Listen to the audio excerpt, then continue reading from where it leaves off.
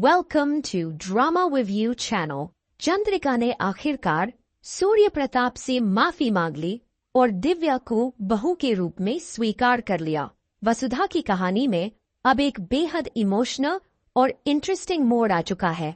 करिश्मा की सारी साजिशें और गुनाह अब पूरी तरह उजागर हो चुके हैं। पूरे परिवार के सामने उसकी असलियत सामने आ जाती है।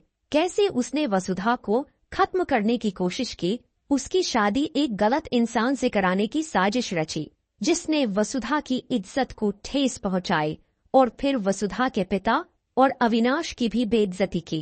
करिश्मा का मकसद पूरे घर पर कब्जा जमाना था।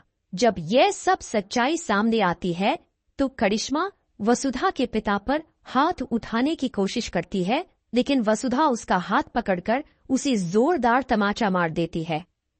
इसके बाद दिव्या सामने आकर बताती है कि कैसे वसु ने उसकी मदद की और वह झूठी शादी का नाटक कर रही थी, जबकि असल में उसके गले में वसुदेव के नाम का मंगलसूत्र था। अब जब यह बात भी साफ हो जाती है तो चंद्रिका बच्चों से नाराज होकर दिव्या को वापस भेजने की बात करती रहे, लेकिन तभी दिव्या के पिता सूर्य प्रताप सिंह वहां पहुंच जाते हैं, जिससे चंद्रिका चौंक जाती है। दोनों के बीच की सारी गलतफहमियां दूर हो जाती है और वे एक दूसरे से माफी मांगते हैं।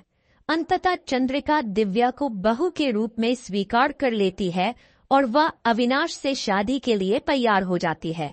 दिव्या और अविनाश की शादी के साथ ही उनके बीच की सारी दूरियां और नफरतें भी खत्म हो जाती हैं। अब देखने वाली बात ये होगी कि क्या चंद्रिका दिल से दिव्या को अपनाकर उसे एक नई शुरुआत करने का मौका देगी, और क्या दिव्या अब पूरी तरह सकारात्मक बनकर वसुधा के साथ खड़ी होगी। जब दिव्या को पता चलेगा कि वसु और देव असल में पति पत्नी है, तो क्या वो वसुधा के लिए लड़ेगी। दोस्तों, आप इस इमोशनल ट्विस्ट के लिए कितने एक्साइटेड है, हमें कमेंट में जरूर बताएं। क्या आप चाहते हैं कि अब वसु और देव का दिखर बस जाए? अपनी राय शेयर करें और ऐसे ही टीवी की लेटेस्ट अपडेट्स के लिए ड्रामा रिव्यू चैनल को जरूर सब्सक्राइब करें।